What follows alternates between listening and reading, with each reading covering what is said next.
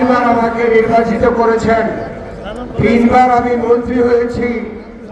এই এলাকার কি কোথায় অভাব অভিযোগ আমি চেষ্টা করেছি, অনেক কাজ করতে পেরেছি, এখনো অনেক বাকি।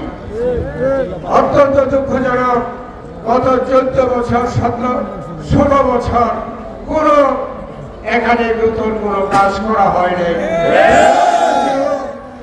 মেরামত করা পর্যন্ত হয় নাই। আমি শুধু আপনাদেরকে আজকে এইটাই বলতে চাই, আপনাদেরকে নিয়ে কাজ করেছি এবং আমি জানি কোনখানে কি সমস্যা আছে।